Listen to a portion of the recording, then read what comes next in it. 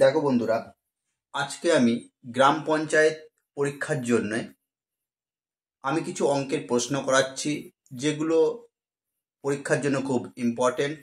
প্রথম প্রশ্ন দেখো, root two root two root two root two root two root two সমান সমান জিজ্ঞাসা চিহ্ন। এইরকম টাইপের প্রশ্ন যখনই হবে তখন কি করবে? দেখো, প্রথমেই দুইটা লিখবে, প্রথমে দুই লিখবে। এরপর দেখো, আমরা রুট মানে কি জানি? রুট মানে হয় হাফ। রুট মানে কি? হাফ। ঠিক আছে, তাহলে এই রুটগুলোকে দুই ধরে নেবে, রুটগুলোকে দুই ধরে নেবে। এরপর দেখো রুট কটা আছে, 1 2 3 4 5। তাহলে 5খানা রুট মানে পাঁচটা দুই, 1 2 3 4 5 গুণ করে কত হয়? 32। তাহলে এখানে কি বসাবে? 32। ঠিক আছে, এর ঠিক এক কম, এর ঠিক এক কম এখানে বসাবে 31।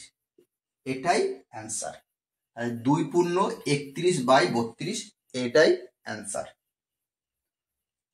যদি প্রশ্নটা এরকম থাকতো, কিরকম? যদি এরকম দিত root two root two root two root two, ঠিক আছে, অনন্ত চিহ্ন থাকতো, অনন্ত, তখন কি হতো? এই ক্ষেত্রে অ্যান্সার হতো 2। অনন্ত চিহ্ন থাকলে অ্যান্সার হতো কত? 2। ঠিক আছে, আর যখন সমান সমান দিয়ে জিজ্ঞাসা চিহ্ন দেবে কত, তখন এই প্রসেসে করতে হবে। ওকে,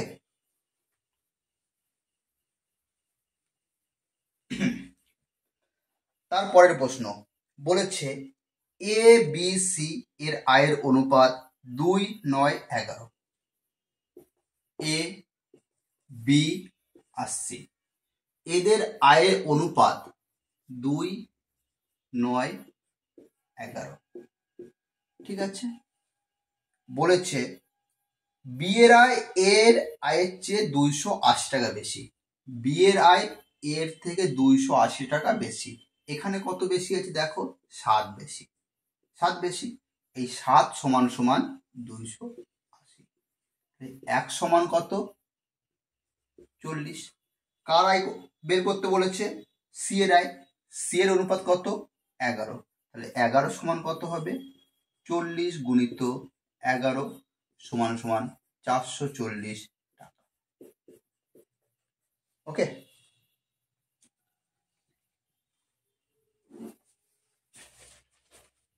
তারপরের প্রশ্ন দেখো,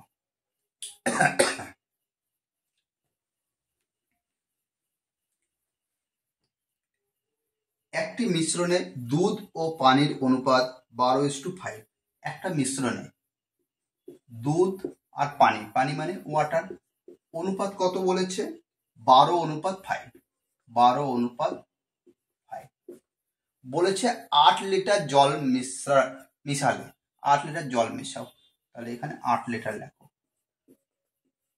8 লিটার জল মিশ্রিত করলে দুধ ও পানির অনুপাত হয় 4:3।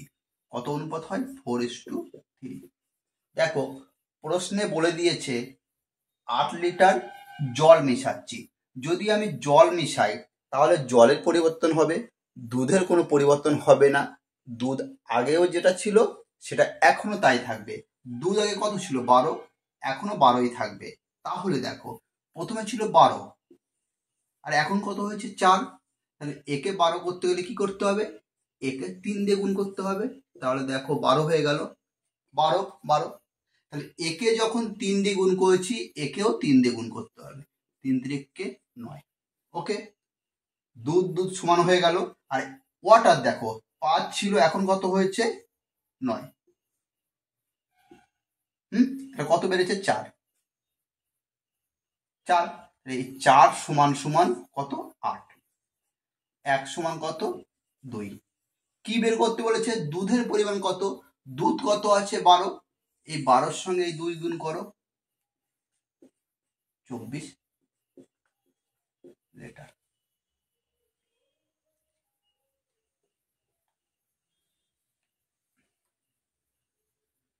এই রকম ভিডিও পেতে আমার চ্যানেলটাকে সাবস্ক্রাইব করে দিও। ওকে, তারপরের প্রশ্ন, যদি দুটি বর্গক্ষেত্রের বাহুর অনুপাত 3:4 তাহলে তাদের ক্ষেত্রফলের অনুপাত কত? যখনই বর্গক্ষেত্রের বাহু দেওয়া থাকবে, দেখো ট্রিকটা দেখো, বাহু দিয়ে দিয়েছে 3:4, যখনই বাহু দেওয়া থাকবে যদি ক্ষেত্রফল বের করতে বলে কি করবে, এর স্কোয়ার করে দেবে। 3 3 9, 4 4 16, এটাই অ্যান্সার। ওকে, তারপরের প্রশ্ন, একটি নির্বাচন কেন্দ্রে 20% ভোটার ভোটদানে বিরত ছিলেন, মানে 20% ভোটার ভোট দেয়নি, তাহলে 100-র মধ্যে 100%-এর মধ্যে যদি 20% ভোট না দেয় তাহলে কত ভোট দিয়েছে? 80, তাই তো? 100-র মধ্যে 20% ভোট দেয়নি, তাহলে ভোট দিয়েছে কত? 80। এই 80-র মধ্যে বলেছে 70% পেয়েছে বিজয়ী প্রার্থী ভোট, তাহলে বিজয়ী প্রার্থী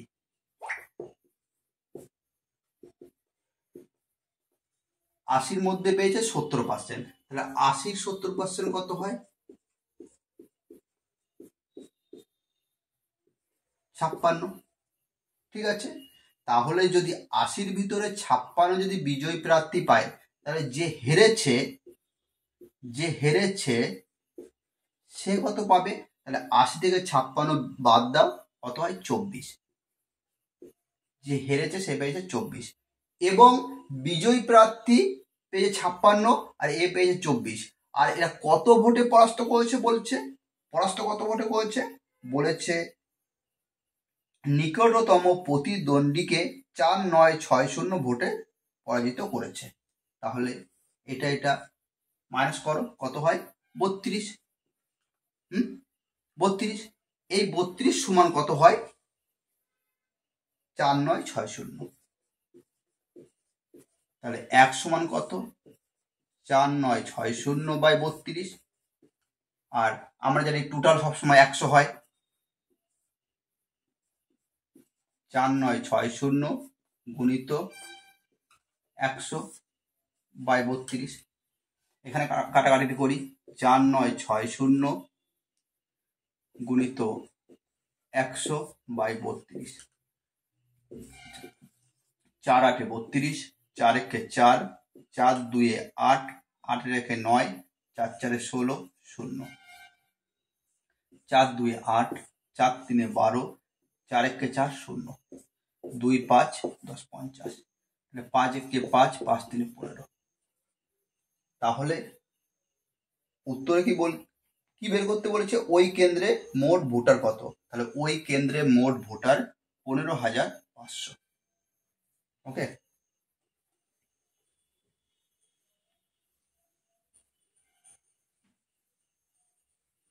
তারপরের প্রশ্ন, একটি অসৎ ব্যবসায়ী 20% লাভে একটি দ্রব্য বিক্রয় করে।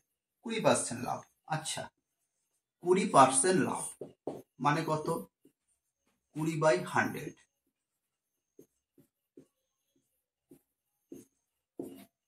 1/5, মানে কস্ট প্রাইস মানে ক্রয় মূল্য এটা, আর এটা হলো লাভ। তাহলে এদিকে লেখো কস্ট প্রাইস, কস্ট প্রাইস মানে ক্রয় মূল্য, আর সেলিং প্রাইস মানে বিক্রয় মূল্য। দেখো 20% লাভ বলেছে, তাহলে 5 টাকায় কিনে কত টাকায় বিক্রি করলে 1 টাকা লাভ হবে? আমি যদি 5 টাকায় কিনি, যদি আমি 6 টাকায় বিক্রি করি তাহলে 1 টাকা লাভ হচ্ছে, তাই তো? 5 টাকায় কিনে 6 টাকায় বিক্রি করলে 1 টাকা লাভ হচ্ছে। এরপর দেখো বলেছে এবং দ্রব্যটিতে ওজনেও 25% কম দেয়। সে যখন দিচ্ছে, কি বলছে? আমি 100 দিচ্ছি, সে বলছে আমি 100 দিচ্ছি, কিন্তু অ্যাকচুয়ালি সে 25% কম দিচ্ছে। তাহলে 100-র মধ্যে যদি 25% কম দেয়, কত দিচ্ছে? 75। বলছে আমি 100 দিচ্ছি, দিচ্ছে কত? 75। তাহলে 75 এদিকে রাখো, কাটাকাটি করো, 5 15 75, 5 20 100, 5 3 15, 5 4 20, তাহলে 3 5 কত হয়? 15, আর 4 6 24। তাহলে 15 টাকায় কিনে 24 টাকায় বিক্রি করছে। 15 টাকা যদি ক্রয় মূল্য হয়, বিক্রয় মূল্য 24, লাভ হচ্ছে না ক্ষতি হচ্ছে? লাভ হচ্ছে, কারণ 15 টাকায় কিনে 24 টাকায় বিক্রি করলে লাভ হয়। লাভ কত হচ্ছে? লাভ, তাহলে সবসময় ক্রয় মূল্যটা নিচে বসে, ক্রয় মূল্য 15 আর লাভ কত হচ্ছে এটাতে মাইনাস করো, কত হয়? 9 গুণিত 100, 5 3 15, 5 20 100, 3 3 9, 3 20 60%। তাহলে লাভ কত হচ্ছে? 60%। ঠিক আছে, আমার চ্যানেলটাকে সাবস্ক্রাইব করে দিও, এইরকম ভিডিও আমি আরো দেব সামনে। ঠিক আছে,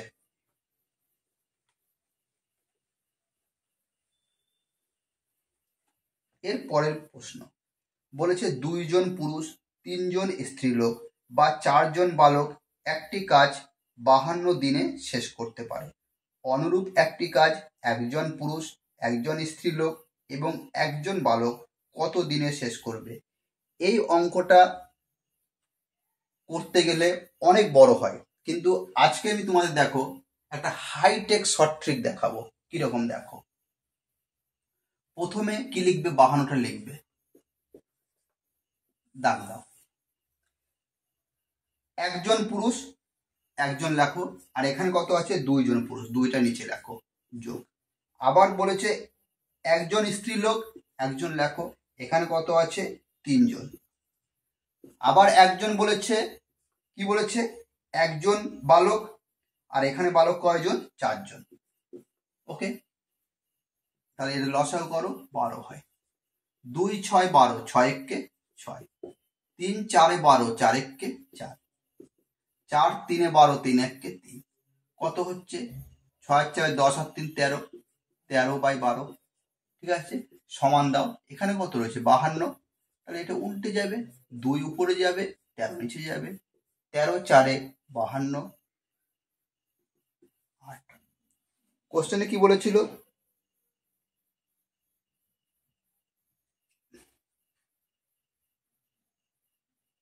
6 4 10 13, 13/, এখানে 12 ছিল, 12, এখানে 12, তাহলে 4 12 48, 48। উত্তরে কি বলেছিল? কত দিনে কাজটি শেষ হবে? 48 দিনে, 48 দিনে। ঠিক আছে,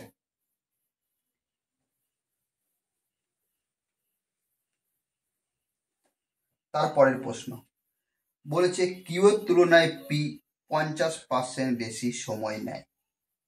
কিউ এর তুলনায় পি, কিউ এর তুলনায় পি কত বেশি সময় নেয়? 50। কিউ এর তুলনায় পি 50% বেশি নেয়, তাহলে এ যদি 100 নেয়, এ 50% বেশি, মানে কত? 150 টাইম নেয়। এটা কি টাইম? কাটাকাটি করো, 5 2 10, 5 3 15, 2:3। মনে করবে টাইমের অপোজিট সবসময় হয় ইফিসিয়েন্সি। তাহলে ইফিসিয়েন্সি কত হচ্ছে? 3:2, সবসময় এর উল্টো হয়। এরপর কি বলেছে? তারা একসঙ্গে কাজ করলে 18 দিনের মধ্যে কাজ শেষ হবে। একসঙ্গে, তাহলে এ করে 3, পি করে 2, কিউ করে 3, পি করে 2, তাহলে একসঙ্গে কত হয়? 5। তাহলে 5 দুজন একসাথে যদি করে কত দিনে শেষ হচ্ছে? 18 দিনে। এটাই হলো টোটাল ওয়ার্ক, এটাই হলো টোটাল ওয়ার্ক। ওকে, তাহলে 5 আর 18 90। ঠিক আছে, টোটাল ওয়ার্ক বেরিয়ে গেল। কি বলেছে? তাহলে কিউ একা কাজটি সম্পূর্ণ করতে কত দিন লাগবে? কিউ, তাহলে কিউ একদিনে কত করে? 3। তাহলে এ কিউ 3, তাহলে 3 দিয়ে ভাগ করো, কিউ কত লাগছে বেরিয়ে যাবে। 3 30 90, 30 দিন। তাহলে কিউ এর কতদিন লাগছে? 30 দিন। ওকে,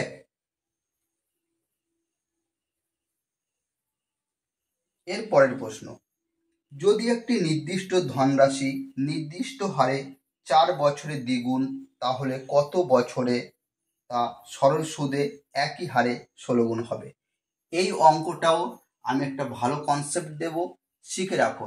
এই রকম টাইপের প্রশ্ন বিভিন্ন পরীক্ষাতে পড়ে, ঠিক আছে। দেখো কি বলেছে, 4 বছরের দ্বিগুণ, নিচে সবসময় বছর লেখো, 4 বছরে কয় গুণ, 2 গুণ, নিচে সবসময় বছর, এখানে সমান দাও। বলেছে কত বছরে তো সরল সুদে একই হারে 16 গুণ হবে। কত বছরে, নিচে বলেছি বছরে, নিচে বছরটা দাও, বছর তো দেওয়া নেই, বছরটা এক্স লিখলাম। কত গুণ হবে, 16 গুণ। যেটা গুণ বলবে গুণটা উপরে আর বছরটা নিচে, এখানে যেহেতু বছরটা দেওয়া নেই তাই এক্স ধরেছি, ঠিক আছে। কত বছরে 16 গুণ হবে, তাহলে আমি এক্স বছর ধরে নিলাম। এরপর কি করবে, সবসময় 1 মাইনাস করবে, এখানে 1 মাইনাস, এখানে 1 মাইনাস। তাহলে প্রশ্নটা কি হয়ে গেল, এখানে 1/4, এখানে কত হয়ে গেল, 15/x, ঠিক আছে। তাহলে এক্স এক্স এক্স, 4 15 60।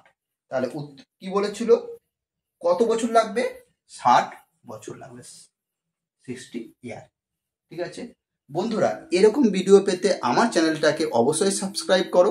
আমি পঞ্চায়েত পরীক্ষার জন্য ক্রমাগত প্র্যাকটিস সেট দেবো এরকম, তোমরা আমার চ্যানেলটাকে সাবস্ক্রাইব করে দিও, ঠিক আছে।